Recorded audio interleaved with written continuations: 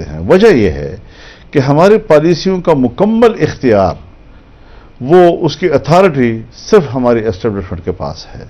اور چونکہ وہ فوج ہے، فوج کی تربیت جنگی ہوتی ہے، وہ صرف اپنی سوچ اور اپنی اپروچ کے تحت فیصلے کرتے ہیں، تو ظاہر ہے کہ وہ ان کا نتیجہ جو ہے جنگ کے علاوہ کچھ بھی پھر سامنے نہیں آئے گا جی.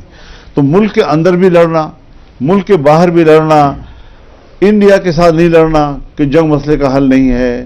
ایران نے ایک دن ہم پر حملہ کیا، اگلے دن ہم نے وہاں اندر جا کر ٹارگٹ کیا، اس کے بعد تیسرے دن ہم پھر آپس میں مل کر بیٹھے، اس کے بعد ان کے وفود بھی آ رہے ہیں، ہمارے وفود بھی جا رہے ہیں. یہ بات غلط ہے ابصار عالم صاحب کہ وہاں جی ایچ کیو میں بیٹھ کر ایک ایجنڈا بھی بنا لیا جائے، ایجنڈے کے تحت آپ حکمت عملی بھی طے کر لیں، آپ ان کے نتائج بھی طے کر لیں، اور پھر آ کر آپ ہمیں کہیں کہ جی اب آپ ہمیں سپورٹ کریں تاکہ ایک قومی موقف آئے.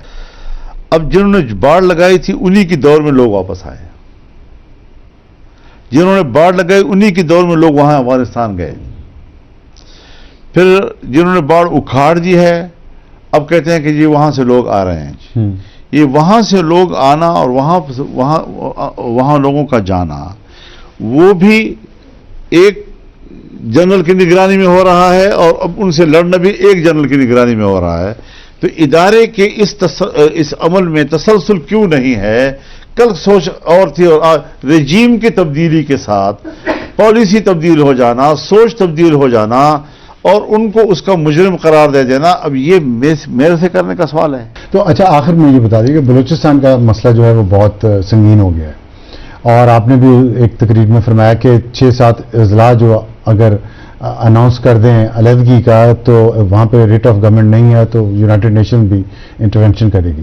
اس صورتحال میں لوگوں کے دل میں ایک وہم یا خوف بھی ہے پاکستان کے کہ شاید بلوچستان کو الگ کرنے کی کوئی سازش ہو رہی ہے یا کوئی کارروائی ہو رہی ہے. تو اس صورتحال میں آپ کیا حکومت کو کیا مشورہ دیں گے اور عوام کو کیا بتائیں گے؟ میں ایک سیاسی کارکن ہوں اور ہمارا ایک ماحول ہے، اور جو حالات جس منطقے میں جو حالات ہیں، ہماری پارٹی وہاں کے قریب تر ہے.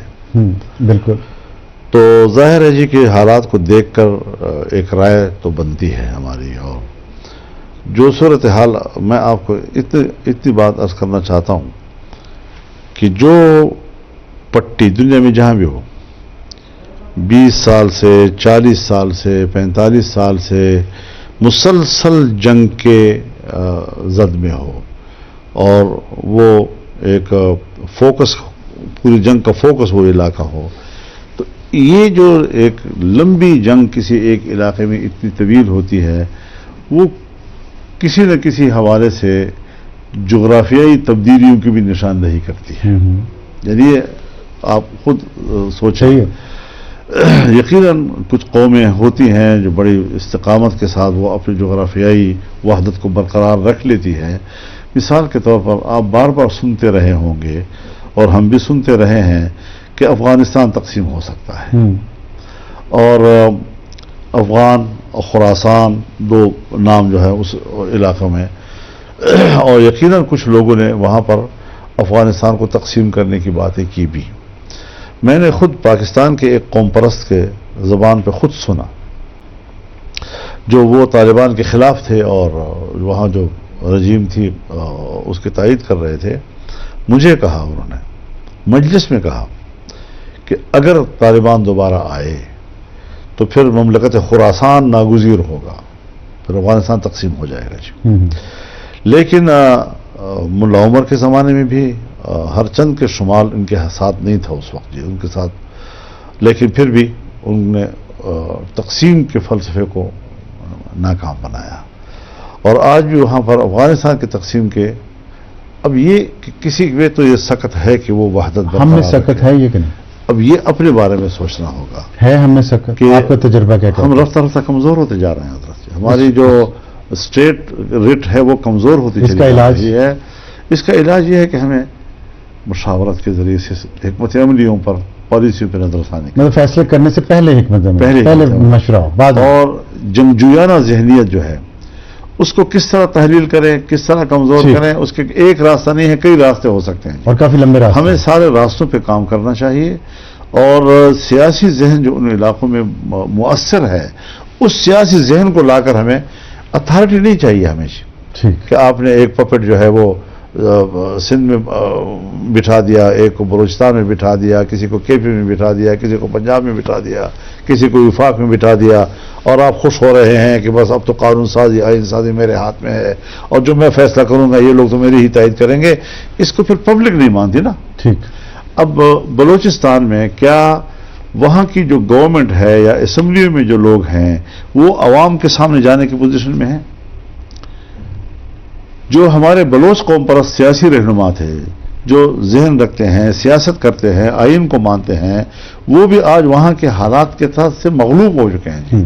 ان کی وہ سیاسی توانائیاں جو ہے وہ دم توڑ رہی ہیں، اور یہی صورتحال اگر یہی پختونخوا میں بھی بنتی ہے کہ ہم کوئی رول ہی ادا نہ کر سکیں اور ہماری توانائیاں دم توڑ جائیں، تو پھر ایک جنگ ہی تو مسئلے کا حل نہیں ہے، یہ جنگ انڈیا میں مسئلے کا حل نہیں ہے، یہ جنگ ایران کے ساتھ مسئلے کا حل نہیں ہے، تو پھر افغانستان میں کیسے مسئلے کا حل ہو سکتا ہے؟ ٹھیک جو وہ طالبان کے خلاف تھے اور وہاں جو رجیم تھی اس کی تائید کر رہے تھے، مجھے کہا انہوں نے مجلس میں کہا کہ اگر طالبان دوبارہ آئے تو پھر مملکت خراسان ناگزیر ہوگا، پھر افغانستان تقسیم ہو جائے گا جی۔ لیکن ملا عمر کے زمانے میں بھی ہر چند کے شمال ان کے ساتھ نہیں تھا اس وقت جی، ان کے ساتھ، لیکن پھر بھی ان نے تقسیم کے فلسفے کو ناکام بنایا، اور آج بھی وہاں پر افغانستان کی تقسیم کے اب یہ کسی میں تو یہ سخت ہے کہ وہ وحدت ہم میں سخت ہے یہ کہ نہیں؟ اب یہ اپنے بارے میں سوچنا ہوگا ہے ہم میں سخت، کہ آپ کا تجربہ کیا کہتا ہے؟ ہم رفتہ رفتہ کمزور ہوتے جا رہے ہیں حضرت جی، ہماری جو اسٹیٹ رٹ ہے وہ کمزور ہوتی چلی جا رہی ہے۔ اس کا علاج یہ ہے کہ ہمیں مشاورت کے ذریعے سے حکمت عملیوں پر، پالیسیوں پہ نظر ثانی مطلب فیصلے کرنے سے پہلے حکمت عملی، پہلے مشورہ ہو، بعد میں۔ اور جنگجویانہ ذہنیت جو ہے اس کو کس طرح تحلیل کریں، کس طرح کمزور کریں، اس کے ایک راستہ نہیں ہے، کئی راستے ہو سکتے ہیں اور کافی لمبے راستے ہمیں سارے راستوں پہ کام کرنا چاہیے، اور سیاسی ذہن جو ان علاقوں میں مؤثر ہے، اس سیاسی ذہن کو لا کر ہمیں اتھارٹی نہیں چاہیے ہمیشہ ٹھیک کہ آپ نے ایک پپٹ جو ہے وہ سندھ میں بٹھا دیا، ایک کو بلوچستان میں بٹھا دیا، کسی کو کے پی میں بٹھا دیا، کسی کو پنجاب میں بٹھا دیا، کسی کو وفاق میں بٹھا دیا، اور آپ خوش ہو رہے ہیں کہ بس اب تو قانون سازی، آئین سازی میرے ہاتھ میں ہے، اور جو میں فیصلہ کروں گا یہ لوگ تو میری ہی تائید کریں گے۔ اس کو پھر پبلک نہیں جی تو ناظرین، یہ تھی آج کی ویڈیو۔ امید کرتی ہوں آپ لوگوں کو ویڈیو اچھی لگی ہوگی۔ ویڈیو کے بارے میں اپنی رائے ضرور دیجیے گا، چینل کو سبسکرائب کرنا مت بھولیے گا۔ ملتے ہیں اگلی ویڈیو میں، تب تک کے لیے خدا حافظ۔